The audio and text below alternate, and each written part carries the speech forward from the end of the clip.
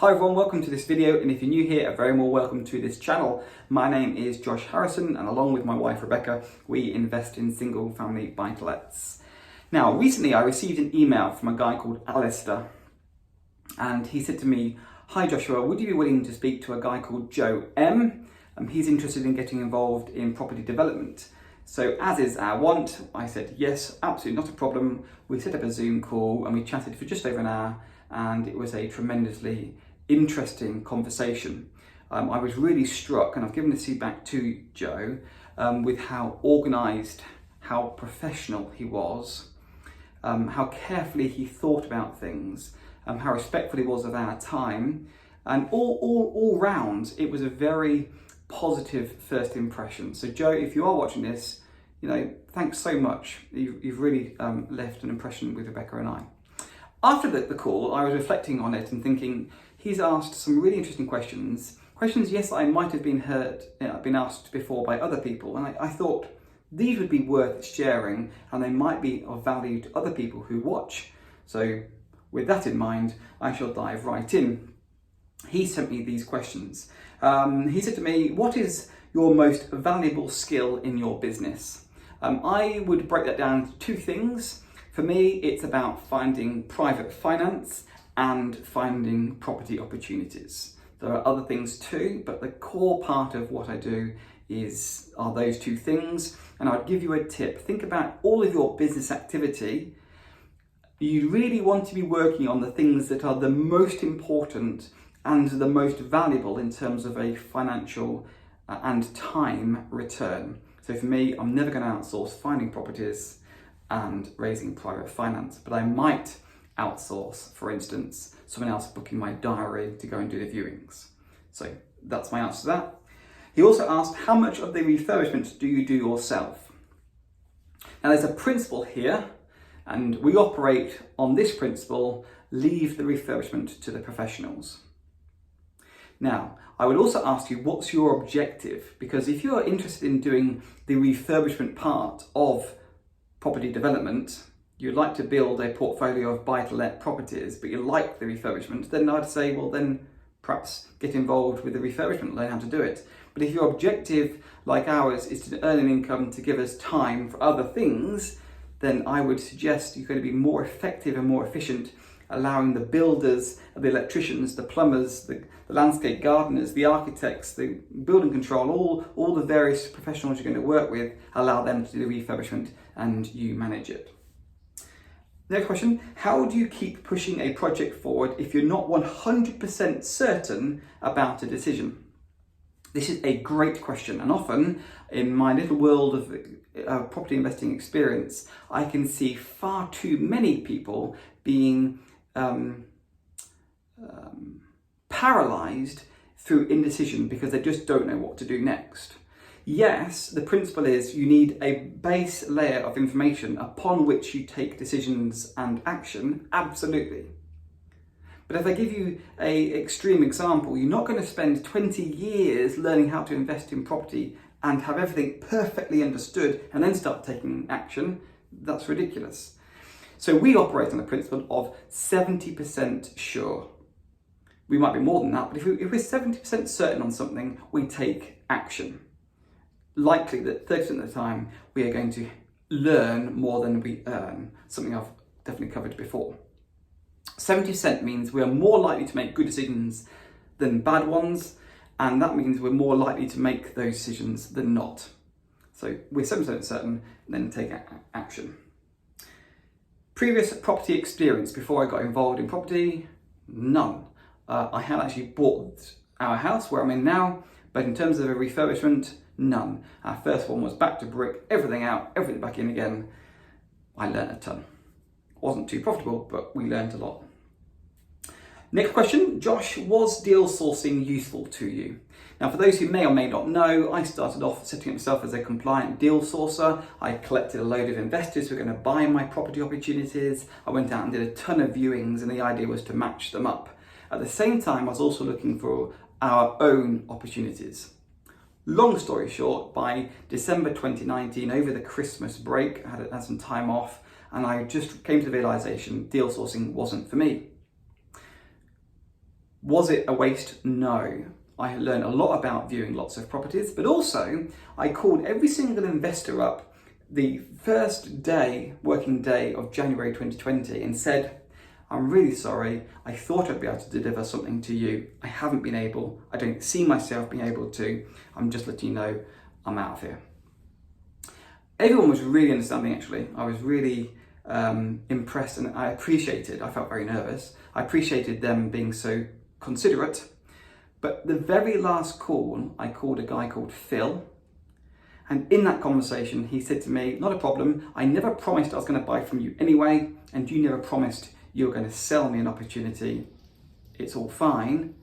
He asked me a bit about our business, what we hope to do going forward instead. And he said to me, let me know if you'd like some cash.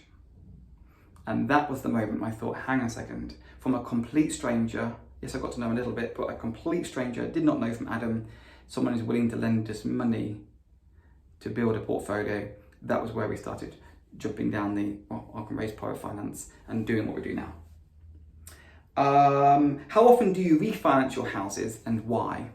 We've refinanced houses, having done a refurbishment, as close to 6 months after that. Or if we buy on a bridging finance, then as soon as we possibly can get off the bridge. But a long-term view is we refinance, we go into fixed products, so we know our costs for a set period of time. And then we refinance after 2-year fixes, 3-year fixes and 5-year fixes. And the reason for that is, let's say we had 5 properties all on 5-year fixes. Come 2026, and the market's come down, we've now got to refinance all of those 5 properties in a poor market condition.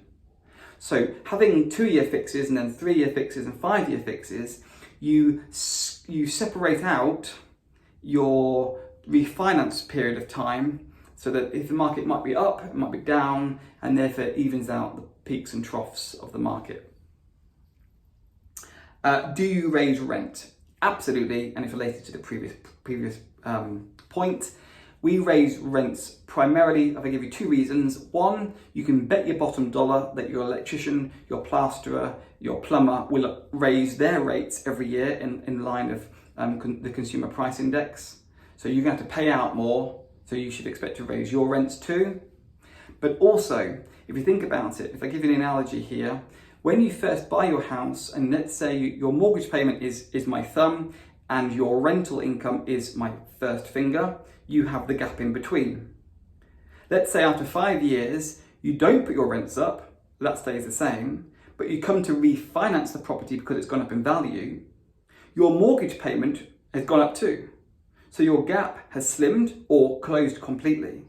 And there's a thing called an income service coverage ratio. And if the bank says, well, you're not earning enough rent to cover the interest, you don't meet our threshold, they may not let you refinance and pull that equity out.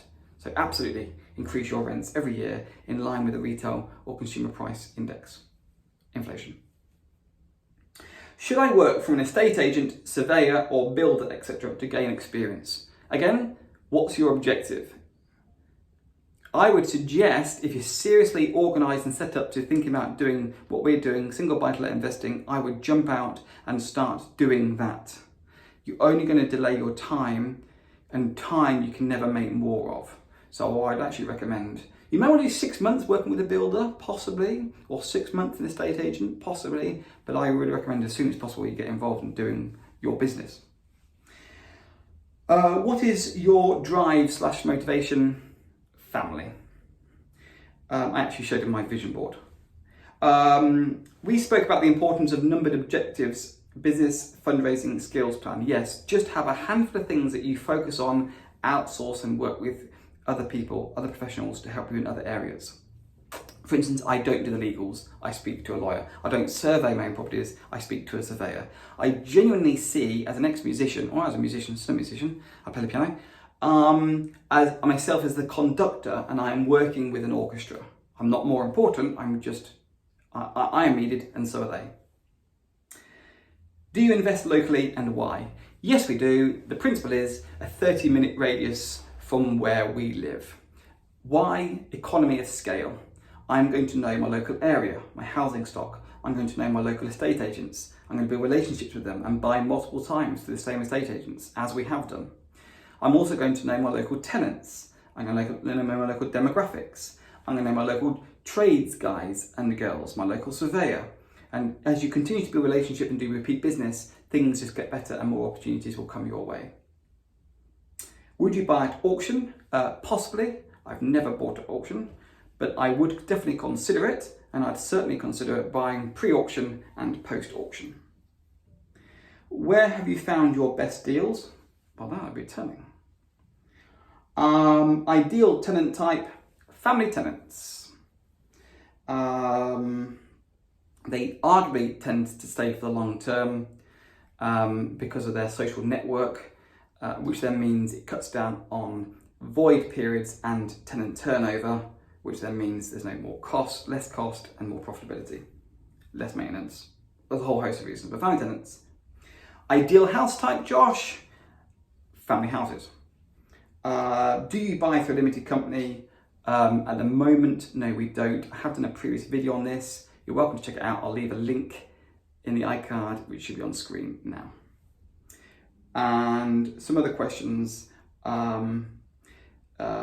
What do you spend most of your time doing? I spend most of the time collecting or finding private finance and finding property opportunities, but I also spend a fair amount of time working on my business, planning, doing, reviewing, to making sure things are better and more efficient. What processes are most time consuming? Why can't a house be refurbished in a couple of weeks? Everything will probably take more time than you imagine. A house refurbishment can't take 2 weeks. Well, it depends on how much needs to be done, but generally speaking, things will always go wrong. Things will crop up that need fixing you didn't imagine, you couldn't see. And also you will have things that just crop up. Real life example, just last week, one of our plasterers had a problem with his tooth, cracked tooth. He was off work for a day, so we're behind. Just happens. Last question, what skills do you wish you had? What skills do you wish you had? I don't understand what you mean by that. What skills? Don't know. Actually, no, the final question is it worth it? Yes, it is. We love it. I was speaking to another guy called Mark T recently. The sense of autonomy is tremendous. I'm in control of my diary. It's brilliant. But also the meritocracy of effort in, reward out is very, very satisfying. If I don't work, we don't get paid. My kids don't eat dinner. But we do work, we do get paid. And that is very equal. Whereas I'm sure many of us can relate in the job situation, do a lot of work, and all the praise is as a result of people above you. They'll do better, they'll advance their careers. So yes, it is very much worth it. Joe, thank you ever so much. 1, for your call, 2, for being willing to share those questions with me and by extension, the entire YouTube community. Over to you now, viewers. If you, first of all, haven't yet subscribed, please do. If you like this video or like these questions, then please tell us, let us know. Give us a thumbs up, please. But you may also now have questions of your own if you didn't have before. Feel free to drop those in the comments below. I answer them, I respond to them. I'm also wondering, it might be worth or wise us every 10th episode doing a Q&A like this, and I can pick up all your questions together. If you don't like the idea of putting your questions in the comments below, then you'll see in the description, I've also given my Instagram details, and you can send me a DM, you can direct message me and I can respond, and I might well include it though, with more permission, on a YouTube video at a later date. That's it for this one. Joe, thank you so much for your time. Al, thank you so much for the introduction. Look forward to seeing you in the next one. My name's Josh Harrison. See you later.